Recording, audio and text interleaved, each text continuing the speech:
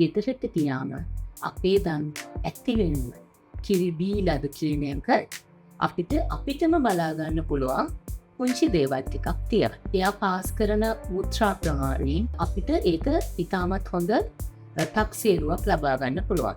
සාමාන්‍යයෙන් දරුවේ ඉපදිලා දවසක් විතර ගත වුණාට පස්සේ දවසකට 5-6 වතාවක් විතර බබා මුත්‍රා කරලා තියෙනවා නම් නිජම එතනදී අපිට ඇසස්මන්ට් එකක් කරන්න පුළුවන් බබා ලබා ගන්න කිරි ප්‍රමාණය ප්‍රමාණවත් කියලා. ඒ වගේම මුත්‍රා වල පැහැ යනවා. පුංචි බබාලගේ මුත්‍රාවල පැහැයක් නැති තරම්. එයාලගේ සමහර වෙලාවට වතුර පාටමයි නැත්නම් තාම ලා කහ පැහැති මුත්‍රා තමයි බබාලා පිට කරන්නේ. සමහර අවස්ථාවලදී බබාගේ මුත්‍රා කඩ පැහැයක් ගන්න අවස්ථා තියෙනවා. ඒකට ප්‍රධානම හේතුවක් තමයි බබාට මව් කිරි ප්‍රමාණවත් නොවේ එක.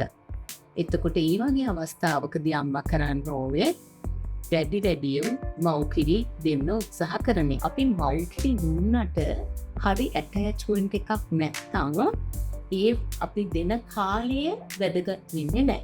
ඒක නිසා හැමතිස්සෙම අම්මා ඇටැච්මන්ට් එක ගැන ඉතාමත් හොඳින් සැලකිලිමත් වෙන්න ඕනේ. ඒක අම්මට දැනෙන දෙයක්. ඒ කියන්නේ අම්මගේ නිපල් එක අමනක් නෙමෙයි. පියවේ තියෙන කණු පැහැති කොටස, ඒ කියන්නේ ඇරියෝලාව කොටසත් බබාගේ මුඛය තුඩට හොඳින් ඇතුල් වුණාට පස්සේ බබාගේ කම්බුල් හොඳට පිරීලා තියෙන ගතිය තේනවා. එහෙම එයා හොඳට උරා බිව්වම තමයි එයාට හොඳ කිරි ප්‍රමාණයක් ලැබෙන්නේ.